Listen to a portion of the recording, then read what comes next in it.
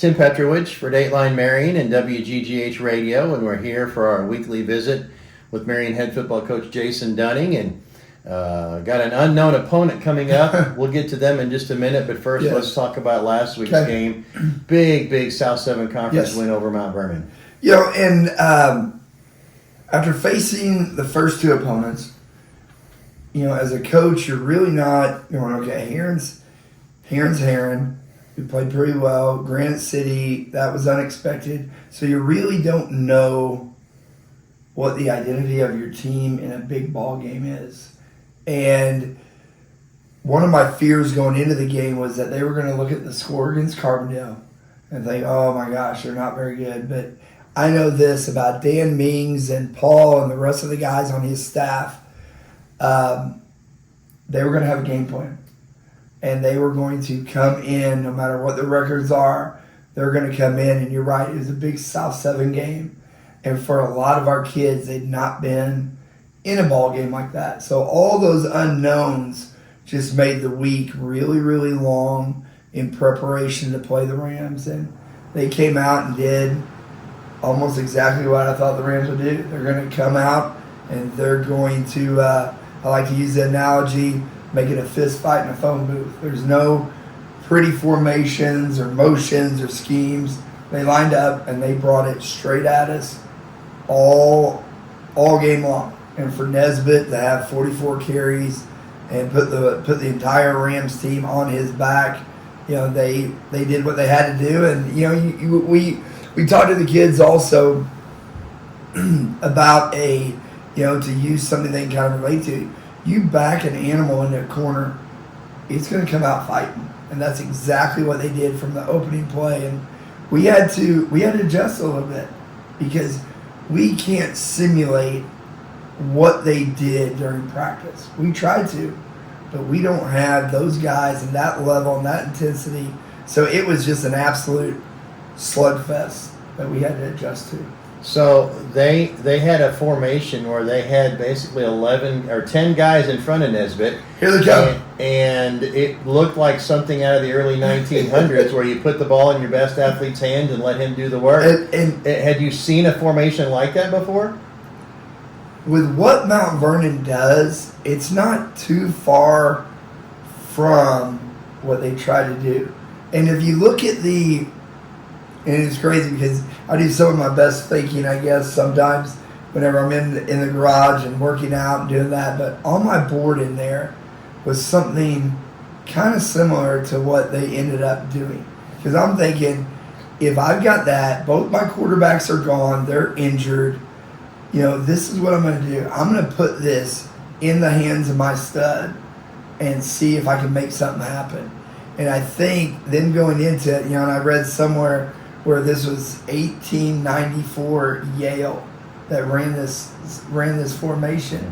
But yeah, you can manipulate those guys in the backfield however you want to. But you're right, that was their game plan. We're going to give it to our guy and hope that he can hit the line of scrimmage. They can get what we call a surge, get a push off the line, and maybe he'll bust one. And he busted a couple, and there were some penalties, and they gave it to him 44 times, and especially that last drive, going, okay, guys, this isn't rocket science. We know what the game plan is.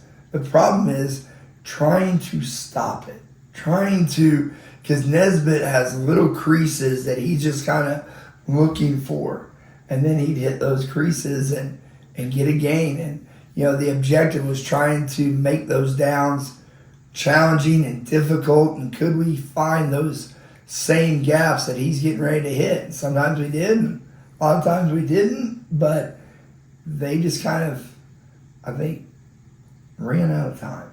Well, and it seemed like on that last defensive stand, the objective was, as long as we don't give up the big play, let's make them take a lot of time running plays. Yeah. And that seemed to work. I know there was a situation where they had a penalty call, and I think you asked the referees before you made a decision, if I take the penalty, will you wind the clock, or or do I have to decline it to get the clock to wind? Because you really wanted time to run out before they got there. Yeah, and they, we practice and we talk about what we call our 4-minute defense, where you're trying to make them drive it.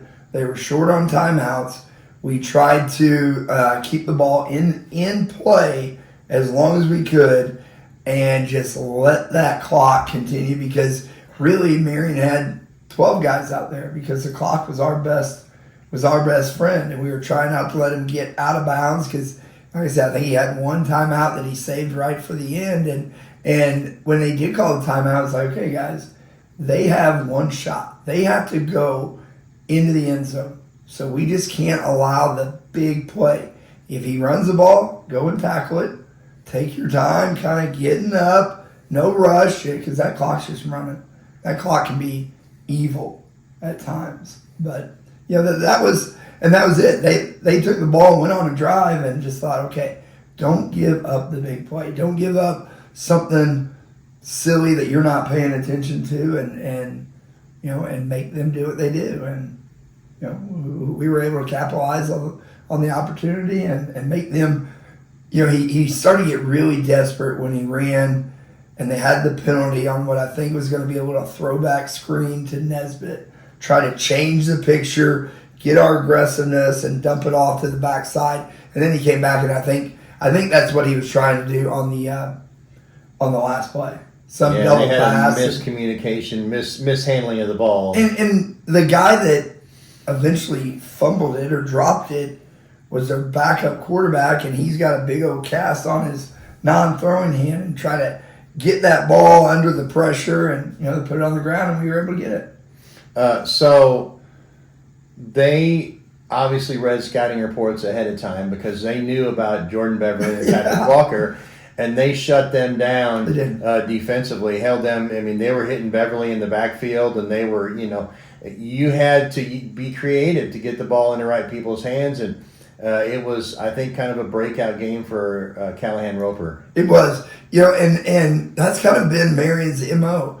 We realize you're going to take something away. You can't take everything away. You're going to take something away, and they were so aggressive. And even though we practice against it, it's a situation that's not the style of defense that we play. That's not what our guys are good at. Mount Vernon's good at that kind of lining up and aggressive and go, and their kids attack and hit. And, if you take that away, we're going to find, which kudos to my offensive staff, Coach Benoit, Coach Ski, Coach Brown. They put in a lot of time watching film, and we had kind of thought Mount Vernon's going to do something like that. And we thought, based off the previous films, that they were going to blitz inside a little bit more, but they found what was open, and we took some shots, and our young kids, from Callahan and him throwing the ball so well to the receivers that caught it, Patrick got his touchdown, and then Will True got a touchdown, and Sam Atkins got a touchdown. We spread the ball out. Logan Hoffman had a big game, but our young kids continue to impress and rise to the level of the competition. I think, obviously it was the first score, so it was important. But tell me if I'm wrong. I think the pass to Patrick, getting the ball to him quickly on the outside to get the touchdown and score, made things different for the receivers downfield later in the game, because Mount Vernon had to honor that little screen pass, whether it was to Patrick or Jordan, and that gave those downfield receivers a chance to do some things. And I think Mount Vernon's man coverage, and we started getting them, I'm sorry, if I'm defending Marion, I'm going to have extra eyes on those two.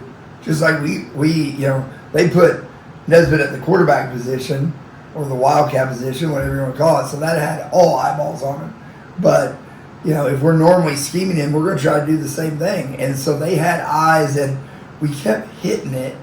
And when you throw that and they line up in that position, guys kind of lose their focus a little bit, and we were able to create some space.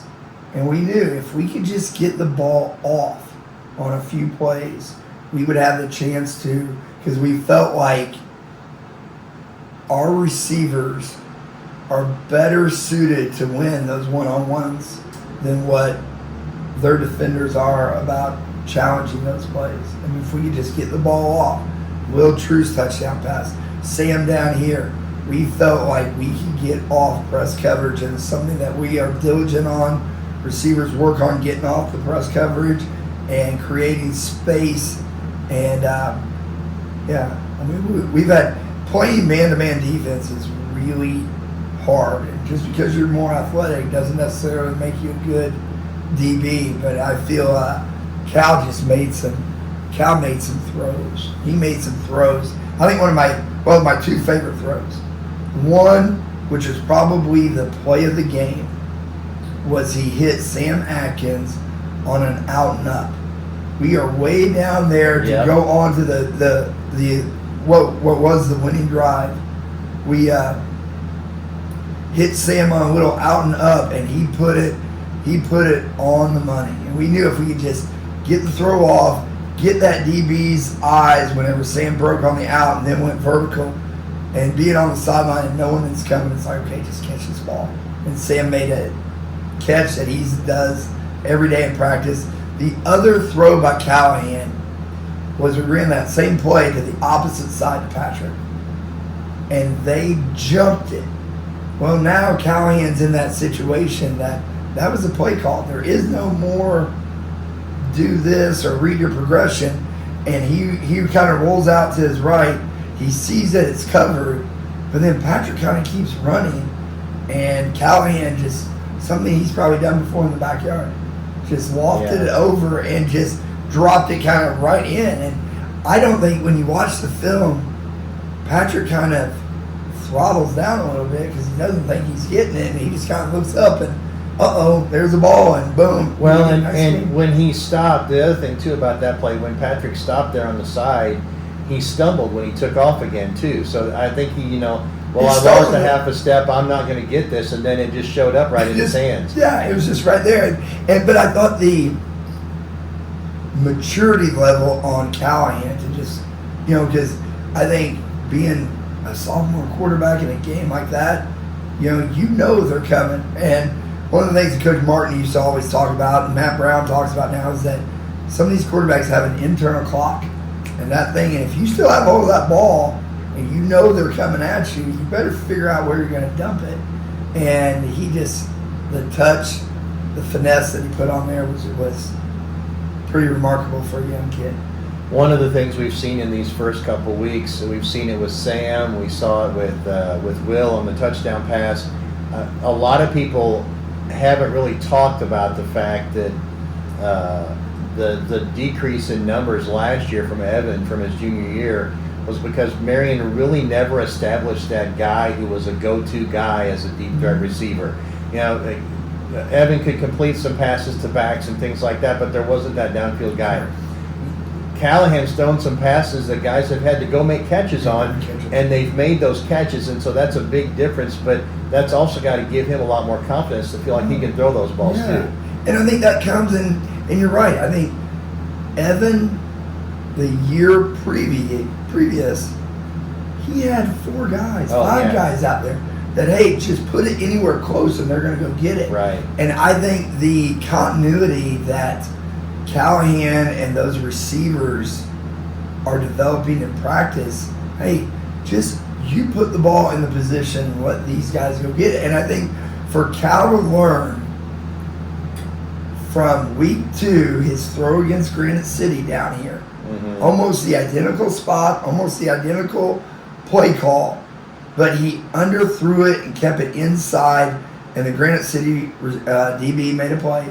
And then on the one to Will True, he put it where he's coached to put it. And he knew, put it where he can go get it. DB gave him inside leverage. We stepped, got space, played it up. Great pass, great throw. So, yeah, it's and the great part is it was sophomore quarterback to sophomore receiver. Yeah. Sophomore quarterback to Sam Atkins, sophomore receiver. Sophomore quarterback to Logan Hoffman, sophomore receiver. And now we get a couple players back that can kind of add to that receiving core. But you're right. If teams want to come and attack Jordan and Patrick, now we have the counterpunch to make you pay. And that's also going to work flip side, you start worrying about downfield coverage, and now you got to remove a guy from the box. Now it allows for Jordan and Patrick to have one less body, one less person in there, and hey, the offense is clicking, and who knows? We got 6 more guaranteed games to see what we can do.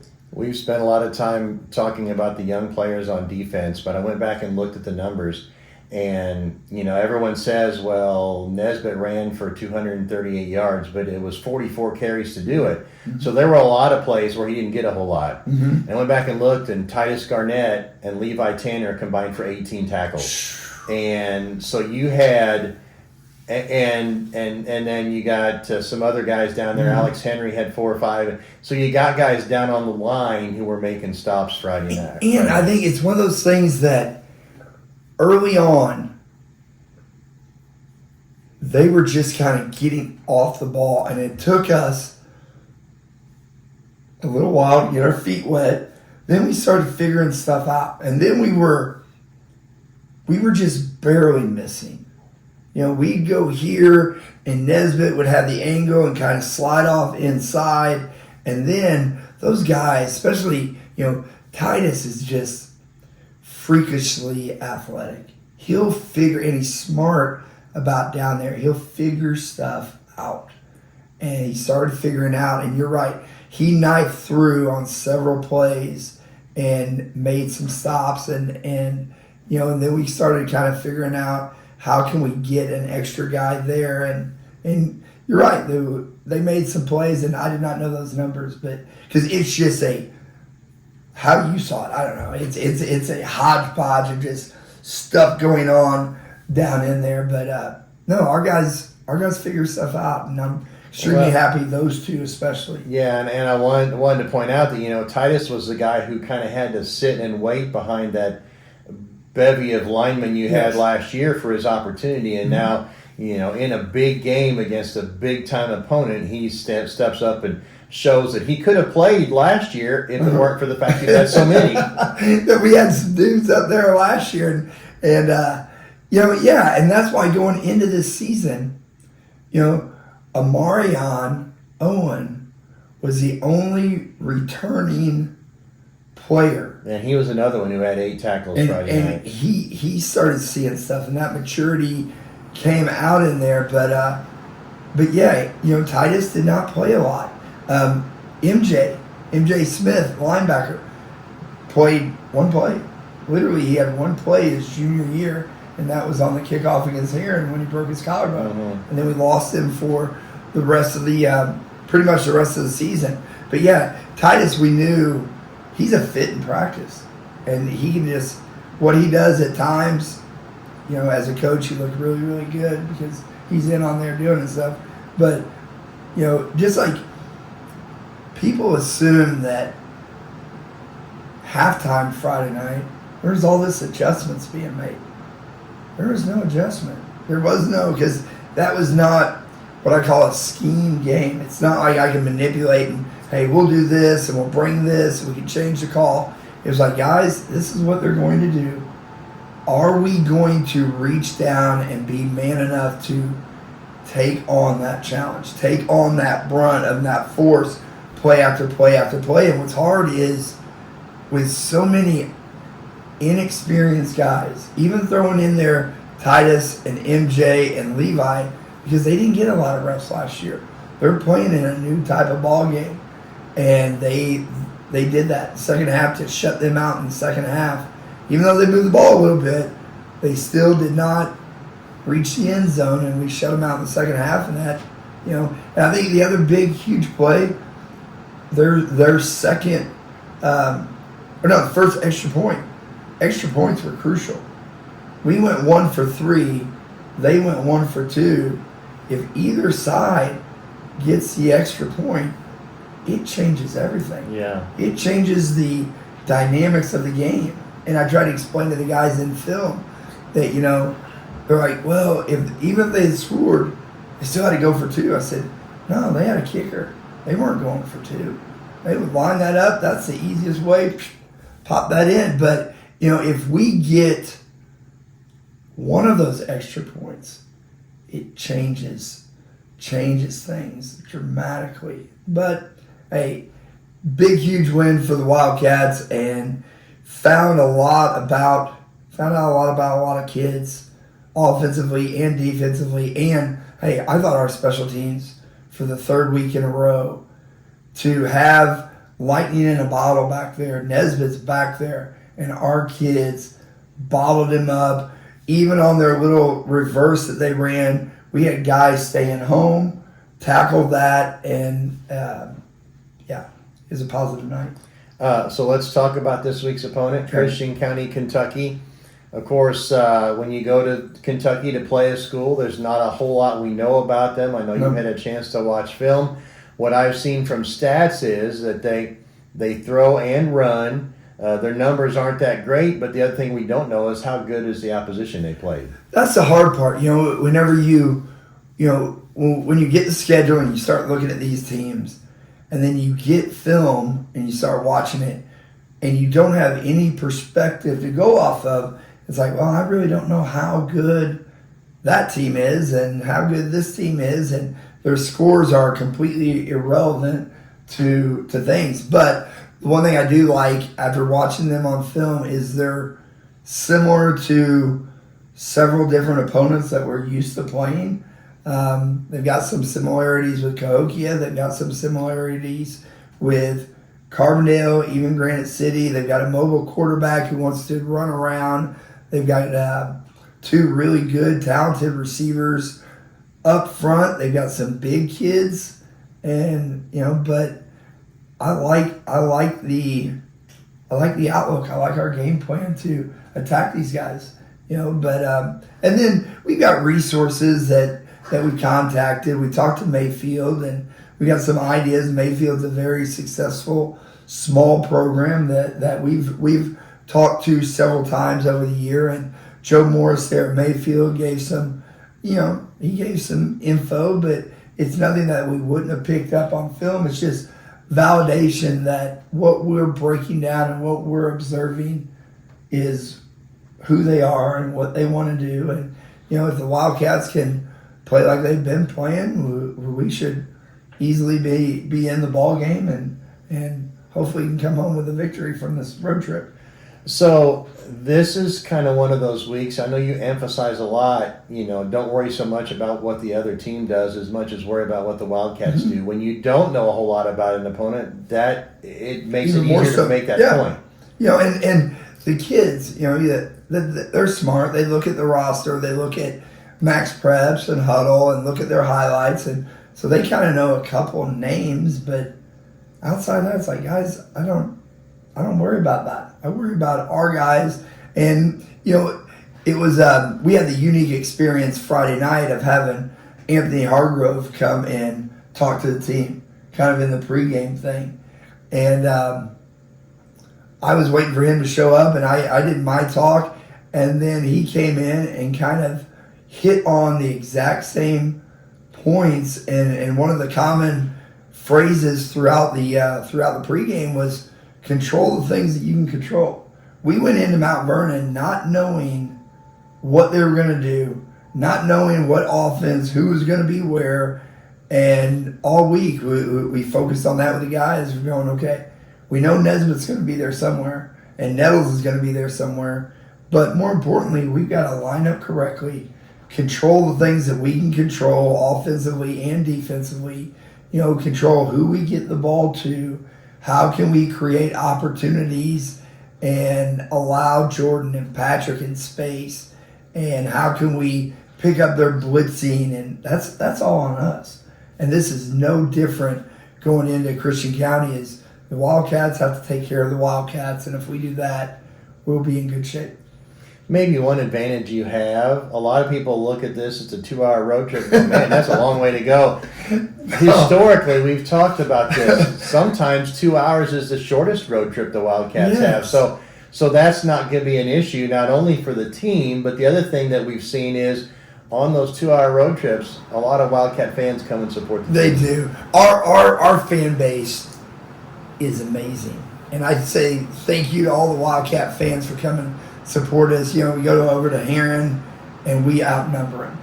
And I mean, you're right, Petro, we have been all over, not just the state of Illinois, but going to Haywood County, Tennessee.